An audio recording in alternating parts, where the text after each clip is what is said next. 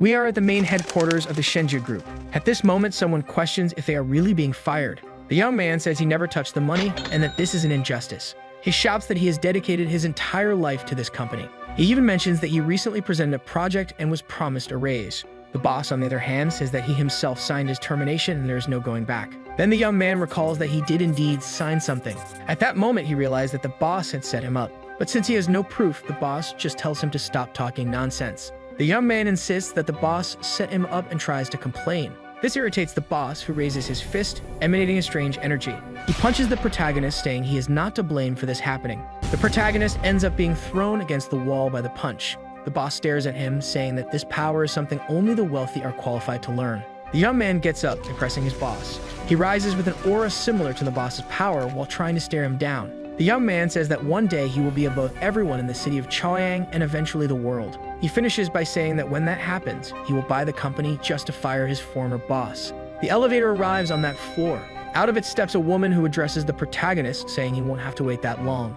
A group of security guards organizes to receive her as she exits the elevator. The woman continues, saying he can fire his former boss right now. Her name is Shen Mo, the eldest daughter of the Shen family. The protagonist is astonished as she is not only the daughter of the richest man in the district, but also his ex-girlfriend. The boss tries to steer the conversation towards himself, forcing her to ignore the protagonist. But Shen Mo gets annoyed by his approach and says she just fired him and tells him to get out of her sight. The boss is left bewildered as he watches her walk towards the young man he fired. She says he messed with the future son-in-law of the Shen family. Shen Mo adds that he is her future husband while pressing him against the wall. Shen Mo tells the protagonist, Lin Chu, that their separation was devastating for her and that she is willing to marry him at any moment. Lin Chu asks if she really likes him that much. Shen Mo says it's more than that. She wants his entire body for herself.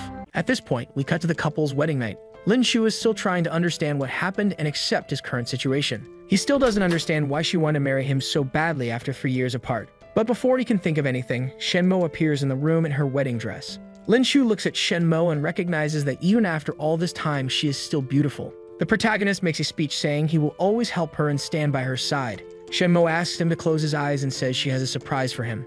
Lin Chu believes he's about to receive a true love's kiss, but at that moment, Shen Mo gives a sadistic smile. She tells him to take the money and leave while throwing the money in his face. Lin Chu is confused, asking about being a couple. Shen Mo says it was all an act and that she would never let him touch her, but she would give him a salary of 100,000 yuan as compensation. The protagonist says he doesn't want her money and asks if she wasn't trying to reconcile with him. At this moment, she points her finger at him and an energy discharge hits him. Shen Mo gets irritated with him and tells him not to be so stupid. She adds that the thing she hates most is a man who cheats, and that's why she wouldn't forgive him. Lin Chu still doesn't understand anything and asks what she's talking about. The young man is now going home, thinking that it all seemed too easy. He keeps wondering what that was all about and why she called him a scoundrel. When he arrives at his apartment, Lin Chu starts to feel something strange. Upon opening the door, he finds a girl with white hair sitting on the couch. The girl looks at him wearing a nightgown and calls him her love, saying she finally found him. The protagonist looks at her seriously and asks who she is and how she got in. The girl says she is his wife from a past life. She continues, saying they will pick up where they left off as she begins to remove her nightgown. Lin Chu looks at her worriedly and asks what she intends to do. She approaches him and the protagonist just imagines she must be crazy. The girl says that if it weren't their wedding night, what else would they be doing in the room? The protagonist imagines the situation is getting out of control and decides to leave. As he approaches the door, the girl teleports close to him and prevents him from leaving. The girl says that in their past life, they always practiced dual cultivation and that she is going to show him. Lin Chu tries to understand this dual cultivation story, but at that moment, the girl kisses him. Lin Chu's body starts to fill with energy, causing him to glow brightly. He notices something entering his body through that kiss. Eventually, he feels his soul being removed from his body. He watches his body being kissed while realizing his soul is no longer there. Gradually, he starts to ascend towards the heavens as a soul, observing many souls around him. Suddenly, he feels his soul cracking and imagines it will explode. As his soul explodes, he feels he is carrying memories of various people, from doctors to magicians. He mentions that the memories of each one represent a unique system of knowledge. Gradually, he accumulates these memories within himself, reaching 100, then 200, 500, and keeps increasing while the girl watches him lying on the ground. The numbers continue to increase until reaching a target of 9,999 people's memories. The protagonist acknowledges that he has so many people's memories that he knows everything about what exists between heaven and earth. However, a month later, we are at his funeral. During his funeral, a purple lightning bolt appears near the coffin. This lightning bolt strikes his coffin and gradually the protagonist begins to rise. He stands up from his coffin, practically intact, saying that he is not dead yet. Everyone stares in surprise, thinking the boy has turned into a zombie. But the man tells his maid not to say nonsense. The man is Shenmo's father and says he knew he would wake up. Lin Shu realizes he can't let them know what happened and says he needs to sleep. The man turns to his maid and orders her to take him to his room. He looks at the boy, imagining that this might be the legendary true resurrection. Shenmo looks at her father, thinking that her marriage was nothing but business. The protagonist prepares the table for dinner.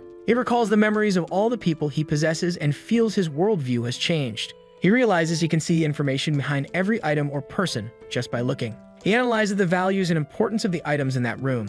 The maid appears at the door as someone orders her to serve him. While serving the table, the maid says the food was made for him and tells him to eat quickly. Lin Shu simply accepts and starts devouring the food eagerly. The maid observes the future master, thinking that her lady has terrible taste in men. The boy looks at her and notices that she really doesn't like him and is dissatisfied with her lady. He takes the opportunity to start a conversation, saying he doesn't know why she wanted to marry him. The maid is impressed with him knowing exactly what she was thinking. The father-in-law arrives and orders his maid to go serve the uncle as well. The maid obeys the request while the father-in-law introduces the son-in-law to the uncle. The maid fills the wine glass, asking him to slow down, but the boy remembers he hasn't eaten for a month. Lin Shu decides to provoke and asks if she can feed him directly. Although irritated, the maid accepts the request with a smile. The uncle slowly approaches from behind the son-in-law. When he touches him, the uncle feels an intense aura and is impressed by him.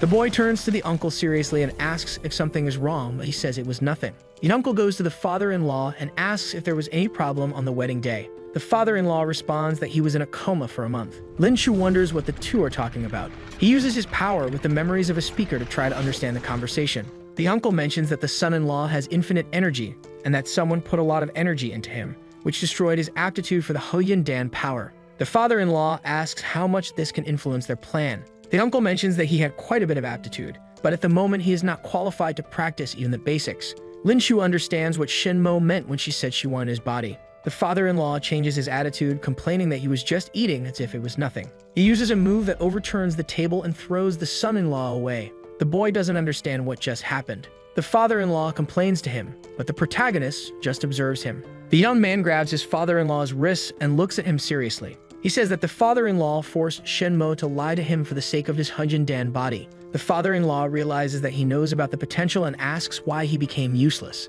The young man says he doesn't know what happened and suggests it might be because he's no longer a virgin. The father-in-law says it has nothing to do with that and mentions they saw Shenmo abandon him. He adds that he will not accept a useless person in his house. Lin Shu is surrounded by the family's security guards. He says he can leave on his own. The maid observes him, thinking that no one would miss him. Lin Shu asks where Shenmo is. He uses his hypnosis power to control the maid and make her call for the lady. He turns back to the father-in-law and asks if he only made Shenmo marry him for his hidden power. The father-in-law admits that there was no other reason for it, as he was useless. He asks the father-in-law if the Huyan Dan body is more important than his daughter's happiness. The father-in-law says yes, and without power, there's no way to protect everything he has. He explains that he was looking for ways to strengthen his cultivation and met the protagonist. The father-in-law adds that Lin Shu is useless for cultivation, but if used for dual cultivation, they could reach the Golden Core realm. The father-in-law says that if Shenmo hadn't given up, he would have made her practice dual cultivation on their wedding night. Lin Shu doesn't understand what this dual cultivation is. He imagines it might have something to do with the wedding night and believes he lost something. The father-in-law says that since he is useless, he will be sent to Africa so as not to cause more trouble. The young man says he is Shenmo's husband and tells him to consider her feelings before doing that. The father-in-law says that making her find another love wouldn't be difficult. Before being taken away, he says he has one more question.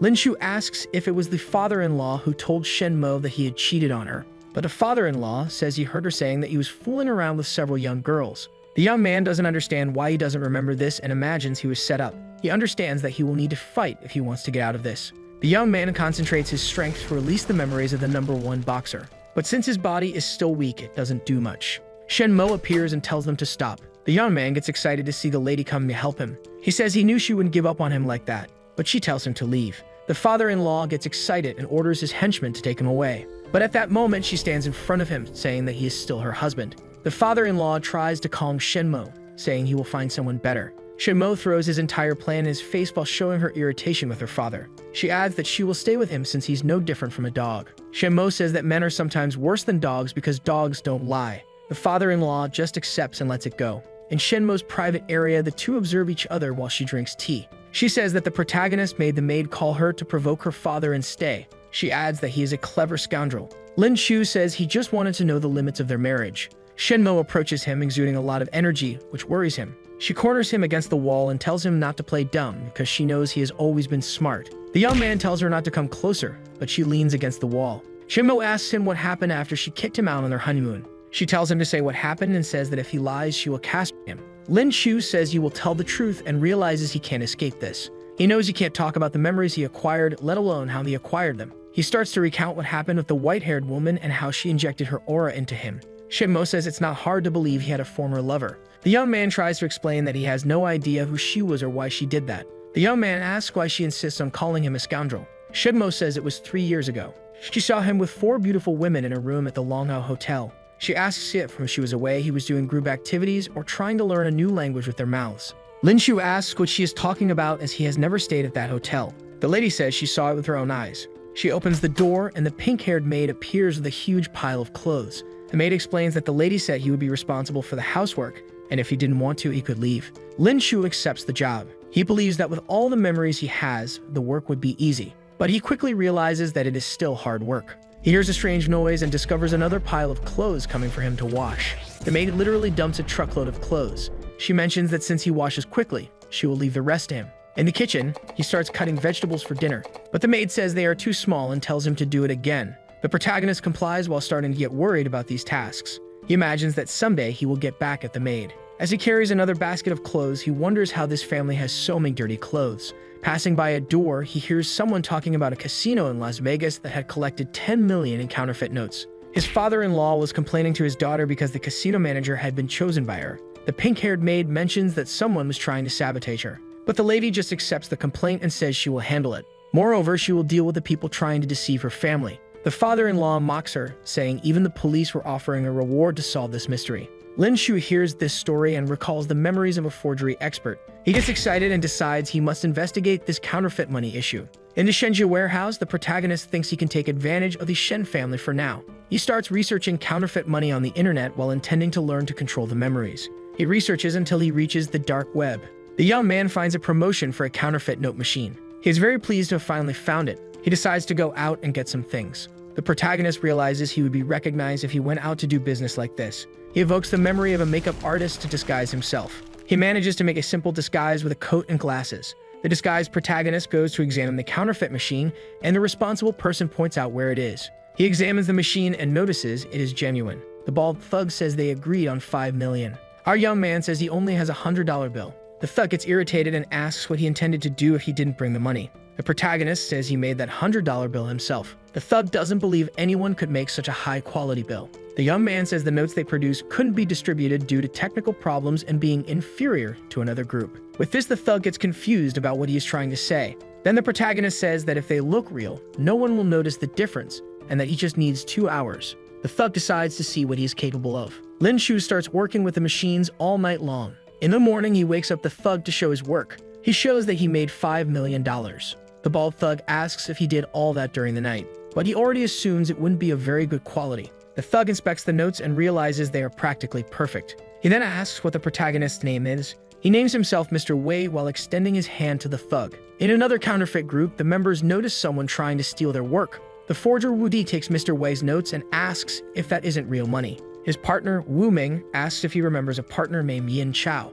Wu Di says they destroyed him and were trying to sell the machine. Wu Ming says some kids saw all the money coming out of his warehouse. He adds that it was Mr. Wei. The scar-faced thug orders them to bring Mr. Wei to work for them, but the glasses-wearing thug says he already tried to recruit him. Wei asked if it would be a part-time job and said he would need a partner. The scar-faced thug stares at Mr. Wei while removing the blindfold from his eyes. The protagonist analyzes the turns they took to try to figure out where they were. The scar-faced thug asks him to state his real name. Mr. Wei continues to analyze the place until he notices it is an abandoned workshop. But at that moment, he is tied up and surrounded by Wu Di's men. The protagonist says his name is Wei Shenmo as he starts to free himself from the restraints. Wu Di grabs a stack of fake money and tries to intimidate him into working for them. But Wei stands up, showing that he has already freed himself from the ropes. Wei says they can be partners if he wants. Wu Di mentions that they could kill him right there and no one would notice. But Wei says they would lose more than just a partner. They would lose the chance to achieve their dreams. The scar-faced man says they're not at Disneyland to talk about dreams. Mr. Wei uses the memory of an orator to say that his dream is for there to be no more counterfeit notes in the world. because everyone would use their notes and never know which were fake. Mr. Wei says he has the technology and they have the connections. If they cooperated, Mr. Wei would produce every day and reach 100 million yuan in counterfeit notes.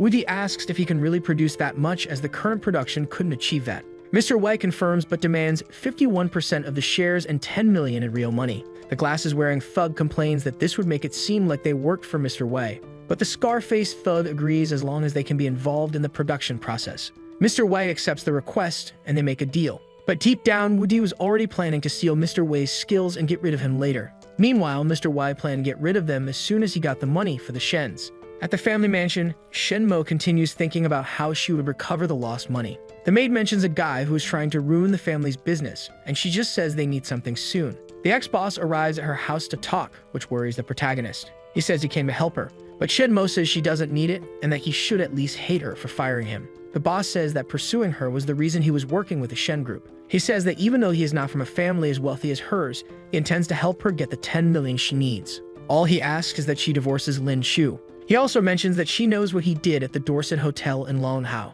Lin Shu realizes that he knew about the hotel and suspects he had something to do with it. But the lady says she is not that desperate and doesn't need his help. The young man hits him with a broom and tells his ex-boss not to underestimate his wife. Lin Shu also says that maybe the money will fall right in front of them, knowing what will happen. The boss complains again, saying that Lin Shu doesn't match a beautiful woman like Shen Mo. A huge box hits the boss in the face and knocks him down. The bald thug appears, saying he brought 10 million to help Shen Mo at Mr. Wei's request. Shen Mo asks if he knows this Mr. Wei and why he would give her so much money. The bald thug says he just planned to gain her trust. He adds that if she wants to see him, she only needs to go to the Dorset Hotel, in the same room where she saw Lin Chu. The ex-boss gets worried hearing this, showing Lin Chu that he was hiding his involvement. Shen Mo gets ready to go to the hotel to meet Wei. The boss watches her enter while planning to go as well. He says he intends to wait 5 minutes to see who the guy is who plans to steal his woman. The lady arrives at the room where she had seen Lin Chu before. When she opens the door, she sees Lin Chu in bed with several girls again. The lady gets angry again and her aura starts to flow more intensely.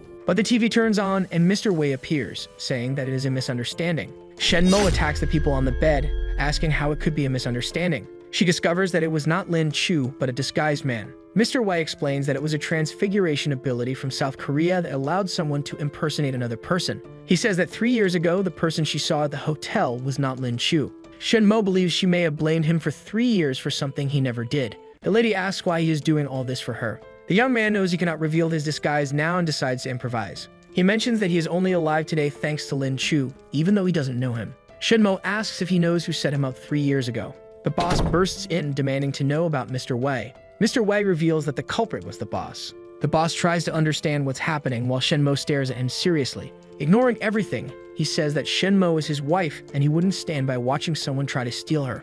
But Mr. Wei says that he is mistaken because she is married. He adds that the boss knows this well because he was the one responsible for the divorce. One of the girls approaches the boss and says it's been a long time since he called for them. The boss tries to act confused and says he doesn't know them. But the girl reveals that he was the one with them 3 years ago in that room. The protagonist acknowledges that it was good to have hacked the system to know who was there, and now the boss has no escape. Even as he tries to explain, the girls keep talking about how amazing he was 3 years ago. Shen Mo asks Mr. Wei for his contact information so she can repay him. But Mr. Wei only asks her to treat her husband better. That night at the Shen mansion, Lin Chu prepares to meet with his partners. The lady asks where he is going, and he says he is going to the warehouse where he sleeps. She holds his hands and says he doesn't need to do that anymore. The lady adds that he will sleep in her room.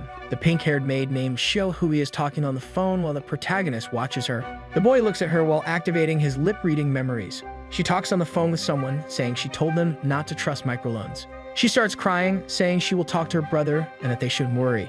Lin Shu notices she is in financial trouble and decides it would be a great chance to do something. Mr. Wei starts researching chemicals. The bald thug appears, asking what Mr. Wei is planning now. He orders the bald man to transfer 200,000 yuan to an account in his name. The bald man wonders if he is actually a philanthropist. Mr. Wei says this is even more important and that he will need a lot of help for it. His counterfeit money group gathers for a banquet that leaves Wu Dai speechless. He mentions that Mr. Wei really managed to fulfill the promise of the 100 million. He adds that he has learned a lot from him, which has helped a lot. But Mr. Wei mentions that he is the only one benefiting because he owns 51% of the shares. The scar-faced thug mentions that it was an equivalent exchange while giving a sadistic smile. Wei says he could think of a better way to kill someone than poisoning their drink. The pair of thugs don't understand what he is saying. Wei says he knows exactly what he means and that when you do business in the underworld, you should expect to be stabbed in the back. He throws the cup away, which impresses the scar-faced thug. His henchmen appear to detain him. Mr. Wei sits again, watching the group gather in front of him. Wu-Dai reveals that since they understood his technique, he was no longer necessary to keep alive. Mr. Wei asks if he doesn't intend to finish eating so as not to waste the food. The scar-faced thug reveals that he knows Mr. Wei doesn't have spiritual power, so he can only surrender. He adds that there's no way for him to escape because the room is locked. But Mr. Wei says he had planned all this, confusing Wu-Dai. Mr. Wei asks if he believes spiritual power is the strongest force in the world. The scar-faced thug asks if there is something stronger while he doesn't notice the room filling with gas. The gas starts spreading through the closed room and everyone wonders if it's poisonous. Mr. Wei mentions that knowledge and ingenuity are the most powerful forces. The day before, he had talked to the bald thug about a remote control for an anesthetic bomb. The bald thug was responsible for placing the bomb in the air circulation system for when it was needed. The result was a room full of gas with the thugs unconscious and Mr. Wei victorious. The scar-faced thug mentions that his boss is the boss of the entire Tokyo underworld. But before he can continue threatening Wei, he just orders him to surrender once and for all. Wu-Dai asks if he wanted to get all the 100 million he had made. But Mr. Wei asks what he would use that money for when he could have earned it legally. He notes that the gas has already weakened them and mentions that his notes didn't enter circulation, so he takes the opportunity to incinerate everything. The scar-faced thug asks why he is doing this. Mr. Wei responds that the boss had offended a very dangerous person. With that, he leaves after dealing with the thugs and the counterfeit money. Returning to the Shen mansion, the bald man wonders who he really is. The pink-haired maid sees Lin Shu arriving late and asks what he's been doing until this hour. Before he can answer, she decides to ask him for a favor. Xiao Hui says she knows he is acquainted with Mr. Wei. She asks Lin Shu to introduce her to Mr. Wei because she wants to thank him. The bald man returns and hands over Lin Shu's glasses, calling him Mr. Wei. The maid then understands that he is Mr. Wei. Lin Shu tries to brush it off, saying the bald man is confused. He realizes what's happening and tries to go along with it. But the maid recognizes Mr. Wei's glasses and mentions they are the same. She concludes that Lin Shu is trying to pass himself off as Mr. Wei and says she will inform the lady. Seeing no escape, he decides to admit he is Mr. Wei. Xiao Hu can't believe it and says he was really trying to pretend to be Mr. Wei. The boy reveals that he knew about the 200,000 yuan she needed, and that's why she was going to see him. The maid asks how he knew that, but he says he will show her something. The boy reveals he has the two thugs who had deceived the Shen family in the trunk of his car. He also adds that the 10 million yuan he obtained came from them. The maid still can't believe him and says she will inform the lady. The boy mentions that if anyone threatens to reveal his identity, he will have to act. He tells the bald man to take out his phone and take some pictures. Lin Shu kisses the maid. He mentions that if she thinks of telling the lady anything, he will show the photo and claim she tried to seduce him. The maid gets angry with him, but he asks how she dares call him an idiot after kissing him. In Shen Mo's room, she waits for her husband to return. The next day, she wakes him up annoyed, asking where he was. She starts poking his face with her foot, saying she was waiting for him to come back. The boy mentions that he was forced to keep cleaning late by the maid. She calls Xiao Hui to hear her side of the story. The maid says he was slacking with the housework, so she made him work more. Since their stories match, she accepts it and lets it go. The lady mentions that her father-in-law's birthday is in 3 days and hands him her card to buy a gift for him. But the boy refuses her card, saying he will get a present with his own money. The maid says she will return to her duties. The boy says he also needs to get back to work and runs out of the room. Shen Mo watches him seriously, wondering if something is wrong. The protagonist thanks the maid for helping him with her comment. She says she never had to lie to the lady until today, and she feels bad for doing it this time. Lin Shu apologizes to her for that and asks her to calm down. He says he couldn't explain everything even if she asked why he doesn't reveal where the money came from. Lin Shu says that to the Shen family members, he is just trash, and no one would take him seriously. That's why he needs to gain more influence before explaining everything to Shen Mo. He says he has helped them until now, but he needs her help to keep his secret. Xiao Hui apologizes for everything that happened, and he just says it's all in the past. Lin Shu takes the opportunity to ask what might be a good gift for his father-in-law. The maid says he has many interests, and recently he has become obsessed with investment films. She concludes by saying he loves a popular actress named Cheng Jing. She shows a photo of the actress, which triggers a memory from Lin Shu's film director memories. A memory of her posing for photos. Another of her, with the director eating like a happy couple. The boy realizes he discovered more about her from the memories than he intended. He decides to go talk to her for his father-in-law's birthday present. The two head to the Cheng family mansion. Xiao Hui asks why he wanted her to come with him. Mr. Wei says he knows she's a cultivator like the lady and he will need her to protect him. He says he knows about cultivation levels and domain divisions. The maid mentions that the lady is in the 7th layer of the foundation, while she is in the third core layer. He says that Xiaohui is stronger than Shenmo, and she responds that the lady always made sure they trained together. Wei enters the gate code, and the maid asks if he has been there before. He mentions that he used to live there. The memories he possesses are from director Zhang Ji, Chang Jing's former boyfriend. One day, a powerful tycoon named Jing Ming promised to invest in his next film. The problem arose when Zhang Ji discovered that Jing Ming had forced Chang Jing to be with him. When Zhang Ji tried to uncover the truth, he was killed by Jing Ming, who pushed him off the penthouse. Jing Ming stole Zhang Ji's entire life and used his death to boost the film, becoming even richer. He also propelled Chang Jing's career, making her a very famous actress. The two enter the Chang mansion. Chang Jing comes out of the shower and asks who they are and how they got in. The boy introduces himself as Zhang Ji. Chang Jing gets angry and attacks them. Xiaohui, who is also in the core realm, creates a barrier to protect them. Mr. Wei starts revealing things he knows about her, like her allergies and how they met. Chang Jing still doesn't believe him, saying that could all be found online. He continues revealing information like a mole under her breast and her favorite position. Chang Jing realizes he really is Zhang Ji and says he has said enough. He explains that his soul entered this body and that when he woke up, he came to see her. The actress hugs her boyfriend and says she missed him terribly. She asks why he killed himself and begs him not to abandon her again. Zhang Ji explains that he was pushed the day he found the two of them in bed. He adds that he intends to take revenge and reclaim everything Jing Ming stole. As they leave, the maid scolds Mr. Wei for lying to the actress. The boy reveals the truth about his power and the 10,000 memories he possesses. She asks what use that could be, and he responds that he plans to take the money from all the major families in Longcheng. The boy mentions that he needs her to cover for him in the Shen household. They cannot know the truth and must think he is a useless person, not the true Mr. Wei.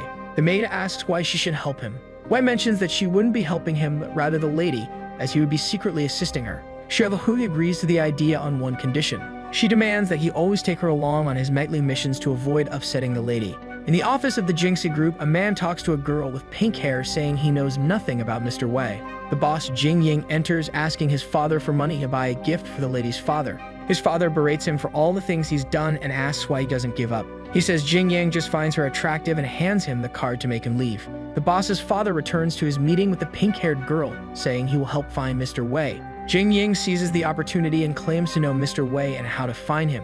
The girl stands up, demonstrating her power and demands he take her to him immediately. Jing Yang says he can't contact him but knows Mr. Wei's friend. The girl asks who his friend is. The boss says it's Lin Chu, the Shen family's son-in-law. Lin Chu wonders how a body with such an intense aura can't use that power. The maid enters, talking about the birthday party and asking about the gift. But the boy dismisses it, saying the family despises him so much that it doesn't matter. This angers the maid, who says it's all the more reason to do it. After all, it was Shenmo who stayed by his side when he was in a coma. No matter how much she was asked to rest, she refused. This made the maid sad to see such a situation. Of course, the protagonist already has something prepared for the occasion and was just joking. The next day, during the birthday party, the celebration was already in full swing. There were several items that were invaluable treasures. The young master says he will give the legendary elixir of immortality. This is a once-in-a-lifetime item known as Tai Sui. Seeing such an item made the patriarch completely happy. The protagonist, seeing the situation, starts laughing mockingly at the item. This quickly infuriates the young master, who asks what's so funny. He was laughing because the item was fake and he had been deceived. Her brother gets even more irritated and tells Shenmo to control her husband. The protagonist says he knows the item and can prove its authenticity. He asks for the cake knife to prove his point. The protagonist starts tinkering with the statue and says the scammer was very skillful. But when he removes an outer layer, he reveals the truth. The statue is actually a disguised inflatable doll. Revealing the truth, the lady's brother gets even more irritated while being ridiculed. The father-in-law loses his patience and says they need to think about how to defeat the Jing family. He mentions that the star of the Jing family has been profiting from her success. The father-in-law orders them to find a way to make Chang Jing betray her family and join theirs to manage the group. People in the background comment on the group being worth hundreds of billions. They also mention that she has a contract that can't be broken and her close relationship with Jing Ming. Lin Chu says they could ask for something more challenging because the lady could solve this with one phone call. People around start wondering if the lady has contact with Chang Jing. Shenmo asks if he was joking when he said that. Her brother confidently says that if she fails, Lin Chu will have to kneel and beg for forgiveness. The boy asks what will happen if she succeeds, and he says in that case, he will apologize. The boy picks up the phone and says he will call Chang Jing. The lady's brother says it's a trap because she wouldn't be able to answer since she's live. During the broadcast, Chang Jing ends up answering the phone. Lin Chu hands the phone to the lady and asks her to invite Chang Jing to join the Shen family. Shenmo introduces herself and makes the request to Chang Jing, asking if they could close a contract. She acknowledges the request and says she would love to be hired by the Shen family. Lin Shu tells his brother-in-law to keep his promise. He remembers asking Cheng Jing to answer the phone and agree to any request she received. He continues provoking his brother-in-law, telling him to apologize. Despite not believing it, he is forced by his father to keep his promise. The father-in-law says Shen Mo will become the president of the family's entertainment group. The next day, the pink-haired girl approaches Lin Shu to attack him. She observes him and notices his intense celestial power, feeling surprised. She recognizes the excess of souls in that body and wonders how he withstands so many souls. The girl understands that she needs to attack first to gain an advantage. An aura appears behind her, saying she couldn't kill him.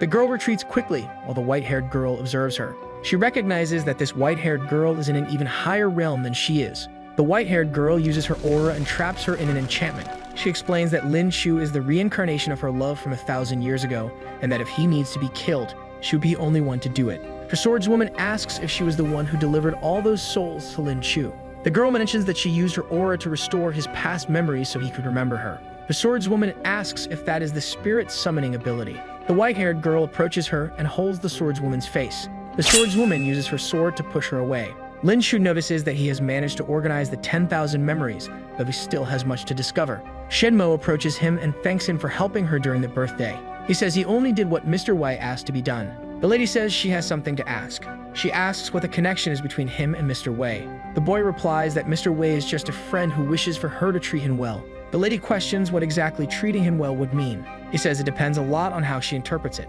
The lady mentions she intends to make him her deputy because she believes he has the ability for it. The boy asks her not to do that because he is just useless, but she tells him not to underestimate himself. He asks the lady not to destroy her own reputation by trying to help him. Shen Mo hugs her husband. She acknowledges that despite the harsh treatment, he never complained and always cared for her. Lin Shu believes he will inherit the family's fortune, so he sees no reason to care about the company. The swordswoman's fight with the white-haired girl continues as the swordswoman fails to hit her. The swordswoman gives up the battle, saying she is not qualified to be her opponent. The white-haired girl decides to release the enchantment as long as she doesn't attempt to kill the protagonist. She says she wouldn't kill him, even though she hasn't given up. The enchantment disappears along with the swordswoman's clothes and sword, leaving her exposed to the couple. The white-haired girl explains that she doesn't trust her, so she changed her clothes and removed her sword. The swordswoman jumps on the protagonist, calling him brother. The boy is confused about what is happening as she claims to be his sister from Japan. She gets close to his ear and says she knows his secret and orders him to cooperate. Seeing no other option, he plays along with the story of having a younger sister. He takes the opportunity to move his little sister away from the lady to talk, although this makes her more curious. A swordswoman named Ryoko mocks the boy, saying he was being too obvious. The boy asks if she plans to seek revenge, but Ryoko explains she can't because of the white-haired girl. The boy is curious about her return and asks where they met. Ryoko uses her aura and throws the protagonist against the wall, complaining about his question. She explains that not being able to kill him doesn't mean she can't attack him. The little sister decides to analyze the 10,000 souls he possesses. Unfortunately, without spiritual power, the souls become much less useful to her. The boy disagrees with her, trying to show that the souls could still be useful. He uses a smoke bomb to surprise his sister, but as she is much more skilled, his little sister manages to immobilize him anyway. Ryoko says he will be her obedient little brother, and the boy has no choice but to comply. The boy begins to think about how he can get rid of her. Lin Shu uses one of his memories and creates a plan to deal with her. He picks a fruit and peels it to give to his little sister. Ryoko accepts the fruit with joy, praising his skill at cutting it. As she is about to eat it, the boy starts smiling at her. Ryoko notices his attitude and realizes he tried to poison her. The boy realizes he needs to improvise to make his plan work. Ryoko mocks him while holding the fruit in front of her mouth. Taking advantage of her attitude, the boy pushes the fruit into Ryoko's open mouth to force her to eat it. Ryoko gets angry with him, and the boy explains that he made her swallow a toxic pill. This pill is called 3 seconds of digestion, and she wouldn't be able to use spiritual power to neutralize it. The boy takes the opportunity to get back at her, saying now she would have to obey. The little sister says she won't become friendlier just because of the poison. She goes on to threaten to take him to Tokyo and torture him to get the antidote. The boy already anticipates that she wouldn't be able to reach Tokyo with the effects of the poison. She still doesn't give up, saying she will continue with her plan or die trying. The boy takes the opportunity to make a deal with her. Ryoko becomes curious about this deal. The boy decides to exchange the antidote for her services as a bodyguard. She refuses to work for him, saying she won't accept such a threat, but he says it's an agreement. The boy explains that he plans to become the richest man in Longhao and would give her money and the antidote to compensate her. The little sister still doesn't believe him and tells him to get real. The boy mentions that with his 10,000 souls, having such a goal isn't that absurd. The little sister asks how he can handle so many things in his head. The boy explains that he uses his memories to manage resources since he can't be a cultivator. He explains everything he has already done and mentions that his plan is to unite the 4 families under his command. Ryoko begins to believe he might succeed and says she might reconsider after receiving the antidote. Linshu gives her a pill that reduces the effect of the toxin and says that if she wants the antidote, she needs to help him. Ryoko still distrusts him, and the boy says she can return the pill if she doesn't trust him. She takes the pill, and the boy explains that the side effect is that she would fall in love with him. But it was a lie to mock her, and the boy leaves, making her irritated. At the Shen group, the lady's brother completes his plan to ruin her business. The brother's assistant says he is finishing destroying the internal information. The brother says he intends to send a message for no one to mess with him. At the Cheng residence, the actress is slapped by her partner, who complains about her accepting the contract. Cheng Jing explains that Mr. Wei forced her to do it and that he wants revenge for Zhang. Jing Ming gets irritated and decides to put a bounty on Mr. Wei's head. He orders a reward of 1 billion yuan for his head, dead or alive. But Cheng Jing watches him, smiling as everything's going according to their plan. The next day, Cheng Jing heads to a meeting at the Shen Entertainment Group. Upon arriving in the room, she encounters Mr. Wei, who asks her what she wanted to talk about. She jumps into his lap and hugs him, glad to see Zhang again. Mr. Wei explains that he only possesses Zhang's soul, but she says she'll treat him just like Zhang. Mr. Wei asks her to quickly explain what she wants. Cheng Jing explains about the 1 billion bounty on his head. The boy is impressed by how much Jing Ming was willing to risk. Cheng Jing explains that she did what he asked and that Jing Ming assaulted her. She presses his hand against her face so he can feel how swollen it is. Cheng Jing says he should plan something to avoid a direct confrontation. She suggests he take advantage of the fact that Jing Ming wants to kill him and kill him first. The boy is incredulous that she would mention murder even though she claims to be forced. She says she intends to help him with this plan, give him a chance to kill Jing Ming. But Mr. Wei admits that he knows she was behind Zhang's murder and wanted to do it again. The actress is confused by what he's saying. Mr. Wei reminds her that he has Zhang Zhe's soul, so he understood what happened. The actress was very dissatisfied with Zhang's conditions and therefore seduced Jing Ming. After that, she made Jing Ming accuse him of domestic violence to get rid of Zhang. The result was her being able to hide the truth and still benefit from Zhang's death to increase her own reputation. At the moment, she wanted to repeat the plan because regardless of who wins between the two, she would come out on top. The actress drops the mask and admits that he's not as stupid as she believed. But she knew he didn't have spiritual power, and without the mate, he would be defenseless. Mr. Wei challenges her to a fight, and the actress goes after him for the reward. But then the wardrobe opens, and the swordswoman shoots out from inside and defeats Cheng Jing. The boy taunts his bodyguard, and she just says she was afraid she wouldn't get the antidote if he died. Mr. Wei explains that he knew her truth a long time ago and tells her to deliver the good news to Jing Ming. He says she can reveal who Mr. Wei is and explain why he wants her to join the Shen company. The actress doesn't quite understand his plan. Wei says she should reveal his identity as the eldest son of the Shen family. His plan is to accuse Shen Chi's sister of being Mr. Wei. The miss arrives at the Shen Group building to see the businesses she acquired. The security guards wonder how she managed to do it, mentioning Cheng Jing's contract. Upon entering her office, she is greeted by her brother's employee. The miss asks if he prepared the accounts as she had instructed. The employee says he has prepared everything she asked for. He also includes a threatening message from her brother, saying he would still have control of the entertainment group. Shenmo simply ignores his comment and tells him to leave. But as she begins to look at the charts, she notices something wrong. Shenmo realizes they were fake accounts and that they intended to keep her only as a figurehead. The miss receives a call.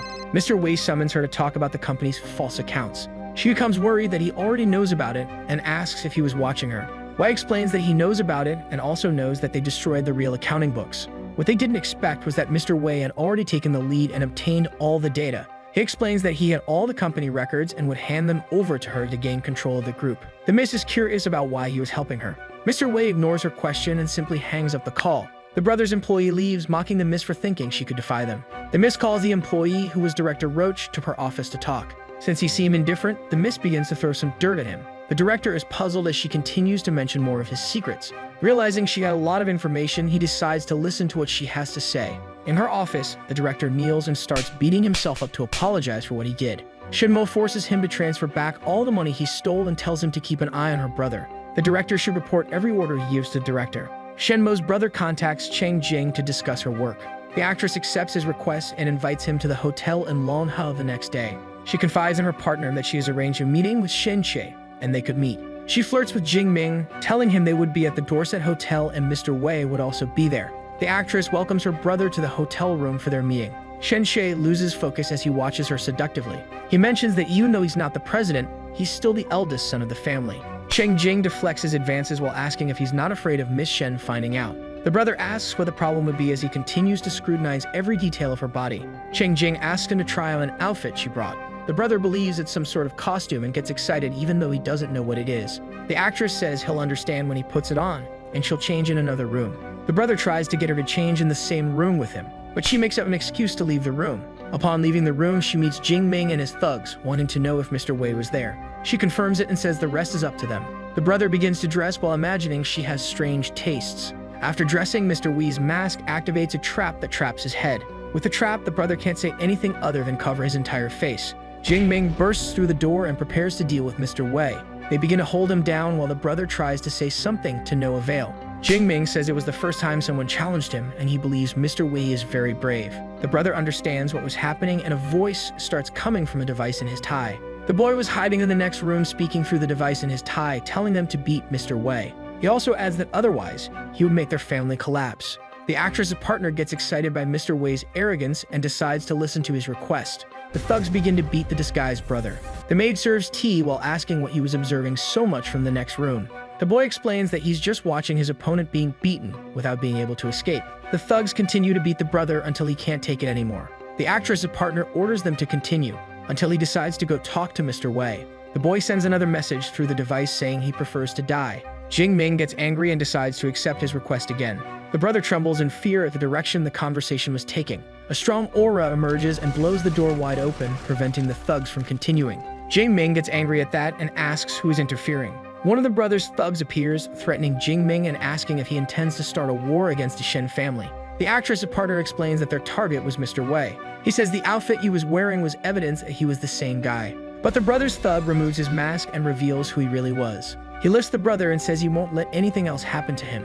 Jing Ming tries to explain that they were deceived by Cheng Jing and Mr. Wei, and they were planning against them. The brother's thug stares at his outfit and notices the sound device coming from the boy's tie. He says he'll deal with Jing Ming later because he knows Mr. Wei was nearby. The brother's thug releases an aura that removes his soul, impressing the former boss. Jing Ming explains that the thug was Sima Ti, one of the great guardians and excellent at tracking. Sima Ti begins to search the rooms for Mr. Wei. The boy realizes that Shen She's thug was after them, which could be dangerous. He mentions that if it only depended on strength, they wouldn't stand a chance against him. The maid tries to think of a plan to protect Mr. Wei's identity. The boy thinks of using a magician's memory to create an illusion.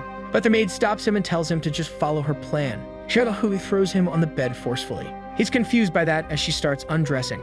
She reminds him that everything she's doing is for Miss Shen's good. Sima Ti continues his search through the rooms for Mr. Wei. When he enters Lin Chu's room, he only sees the maid's back. He starts to approach while she tries to pretend they're just an ordinary couple. The boy notices that she is really willing to go to great lengths to help Miss Shen. The henchman recognizes who they were as he watches them. The maid realizes that she wouldn't convince him with just a little and decides she would have to take a risk. She kisses the boy to help convince the henchman. She throws herself on top of the boy and knocks him onto the bed. The henchman gets quite excited even though he remembers he wasn't the focus of the search. Sima Ti recognizes that he may have discovered a weakness of Shenmo. The brother calls for the boy to talk. He immediately asks what he was doing the day before. Lin Chu says he was doing household chores and that the maid could confirm it. But the brother accuses him of being at the hotel because they found him there. The boy says he found out the truth about him being Mr. Wei. The brother starts laughing uncontrollably at his comment, so much so that he starts feeling pain from the beating he took the day before. The brother tries to compose himself and says he knows about the boy's affair with the maid. The henchman shows what he saw and asks what Miss Shen would think if she saw that. The boy panics, saying he would be kicked out if she found out about that. Shen Shi says he won't tell her, but in exchange, he should spy on Miss Shen for him. He says if the boy doesn't agree, he will make it public. The boy sees no other option and just accepts the deal. The brother smiles and dismisses him while feeling like he won. He turns to Sima Ti and asks what the Jing family intended to do to compensate him. Sima Ti explains that they gave him money and were willing to help him take down Shen Mo. The brother gets even more excited with that while imagining how Miss Shen will deal with it. The maid asks if the brother found out Mr. Wei's true identity. The boy explains that he revealed himself and he didn't believe it, which relieves Xiao Kuei. But as she touches his hands, she remembers what she did and asks him to pretend it never happened. The boy sees she's quite cute and thanks his luck for not being a scoundrel as he could try to seduce her. Trying to ignore his thoughts, the boy decides to focus on getting stronger. He reveals that the current case made him realize he still relies on spiritual power and should stay home. The maid mentions he has great skills and asks if it's not a waste. Lin Chu says he plans to write novels and articles using Mr. Wei's name. His plan is to write about returning to different dynasties to accumulate wealth. The maid already anticipates that it resembles a common pattern in novels. but he says his unique point is the historical knowledge involving the truth. He mentions that his stories will have some of the most advanced knowledge in the world. He believes that since the audience isn't limited to ordinary readers, it could help him. His intention is to break the limitations of subject categories in novels and blend branches of learning. But the maid points out that his plan resembles more an academic article than a novel. The boy mentions that it would still be a novel about a guy who becomes the richest man in the world. He starts thinking of a name for his novel. He decides to call it The Path to World Domination. The boy continues to write his novel and believes he'll be able to publish it soon. He recognizes that his experiences helped him realize he can call on multiple souls at once. This idea is useful for building a memory palace for himself. The boy tests using the memories of a poison expert and a weapons master. With that, he becomes capable of making a poisoned mini crossbow for stealth attacks. Someone knocks on the door to call him. It was Samati wanting to talk to him. The boy answers and asks what he would like to talk about. Samati says he sees great potential in Lin Chu, but he doesn't quite understand where that came from and worries he knows the truth. The boy remains cautious as the henchman reminds him he saw the boy with the maid at the hotel. The henchman says he felt like he should befriend him at that moment. The boy remains puzzled about what he wanted.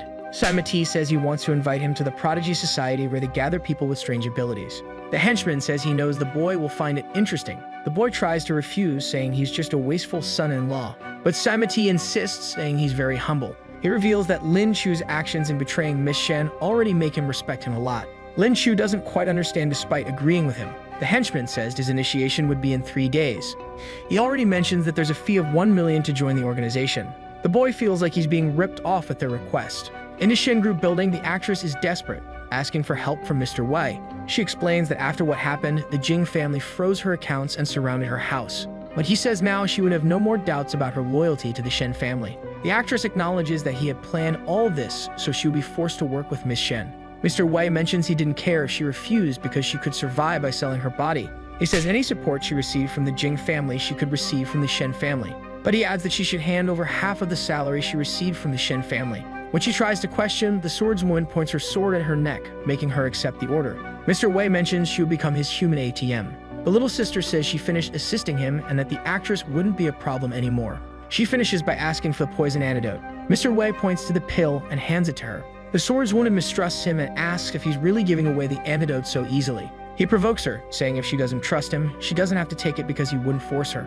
As she takes the pill, he reveals he never poisoned her in the first place. The swordswoman is incredulous at this information. He explains he was in a hurry, so he just popped the first pill he had into her mouth, and the rest was all lies. The little sister gets angry and raises her aura while threatening Mr. Wei. He prepares by activating the poison expert's memory. He whistles, and with that, the swordswoman's aura disappears completely. The boy explains that although the pill wasn't poisonous this time, it temporarily disables spiritual power. He adds that if he whistles, her power will disappear for 5 minutes. The swordswoman doesn't believe him again and attacks him. But as she doesn't have power, Mr. Wei easily stops her. He says that without her power, the swordswoman is just a little girl. The little sister threatens him again, reminding him that she subdued all of Tokyo alone. The boy holds her arm as he observes her. He approaches and kisses her. The boy teases her, saying not only did he manage to touch her, but he also kissed her. The little sister stares at him, imagining that at some point she would make him her pet. In the Shen Group building, Miss Shen asks how Mr. Wei convinced her to join them.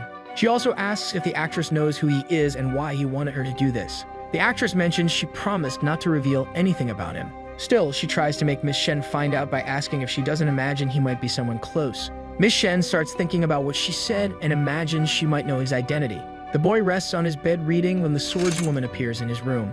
He asks what she's doing. The swordswoman immediately threatens him, asking if he doesn't want Miss Shen to find out Mr. Wei's identity. She jumps on him and demands the antidote to not expose the truth to her. The boy says he won't hand over the antidote while Miss Shen approaches his room. Shenmo enters the room and the boy realizes he needs to improvise. He shouts that he couldn't be with his little sister Suwon because it would be an impossible match. The boy pushes the little sister away, saying they couldn't be together even with a marriage contract. He approaches Miss Shen to prevent her from thinking something wrong. He starts crying, saying he has no interest in her and that she shouldn't believe the little sister's words. Suwon says he's talking a bunch of nonsense, but Miss Shen believes him and says the little sister isn't really his type. Miss Shen grabs his wrist and asks him to answer if he's Mr. Wei. Miss Shen stares at him worriedly, asking if he would be the one who helped her so much. Suwon tries to worsen his situation, saying she was right and that the boy was deceiving her, but Shenmo tells her to be quiet. Miss Shen says that regardless of what he did, it was for her own good and Suwon shouldn't interfere. The swordswoman doesn't understand what happened because she thought they were going to team up to complain about him. Because of that, the swordswoman decides not to help her with that. The boy mentions he's not Mr. Wei and that she was mistaken. But Miss Shen says she wasn't mistaken. He has been secretly helping her. She explains that Lin Chu was the only one who stood by her side even when so many were joining to bring her down. Miss Shen remembers 5 years ago when she cut ties with her family because of the arranged marriage. Her brother had blackmailed her classmates to force her to stay home, which ended up working very well with the students demanding she stop going to school. But still, Lin Chu stood by her side, complaining to the class representative. Representative Feng Xin questions him for offending Miss Shen. He rebels and tells her to stop with her excuses and asks if she would kill someone if ordered to. The boy adds that he doesn't know what made her brother do that. With that, Miss Shen approaches him for his attitude. She asks if Lin Chu has a girlfriend. He replies no, which seems to cheer her up. Miss Shen remembers everything they did and mentions that she would be his girlfriend. She mentions that after that, she was never forced to marry anyone. Even without much money, she had fun with Lin Chu. Miss Shen reveals that those were the happiest moments of her school life, and that's why she could sacrifice all the most important things in her life for Lin Chu. She remembers celebrating his 20th birthday and preparing a special gift. The boy is blindfolded while listening to Miss Shen and wonders what his gift would be. She prepares and tells him he can take off the blindfold. As he removes the blindfold, he is impressed with what he sees. Miss Shen, wearing a cat outfit wrapped in a bow, says she would be his gift. Shen Mo says she realized he had always been the closest and most possible person to help her like Mr. Wei. The boy tries to change the subject, saying until recently, she thought he was a scoundrel. Miss Shen begins to question where he was when she met Mr. Wei and when her brother was attacked. The boy ends up being pushed against the wall by her aura. Shen Mo reveals she researched it and knows he wasn't at home. He says he was shopping with a maid and she could confirm that. At that moment, the boy pulls out his phone and activates an emergency plan. Miss Shen says she'll call the maid so she can confirm his story. As she tries to leave, Mr. Wei appears through the window, saying she was looking for him. She turns and finds the two of them side by side. Shen Mo observes and asks if he really isn't Mr. Wei. Mr. Wei decides to leave, distracting Miss Shen, who runs after him. Catching up to him, Miss Shen tries to talk. The boy uses the voice device to talk to her, saying he heard about recent events. He mentions he heard she was looking for him and asks why. Shen Mo says she wants to know his true identity and asks how he got into her house. Mr. Wei asks if she thinks it would be difficult for him to enter that house to see her. The maid disguised as Mr. Wei is worried that any wrong move could complicate things. But Miss Shen acknowledges that his argument is valid considering his skills. She decides to ask why he came to see her and why he insists on helping her. Mr. Wei says he has reasons even without revealing what they are because he can't say too much. The boy recognizes that he needs to take a risk to dispel her suspicions. He runs to the entrance and tells Mr. Wei to stop messing around. The boy pretends to try to remove Mr. Wei's disguise. He stumbles and bumps into Miss Shen.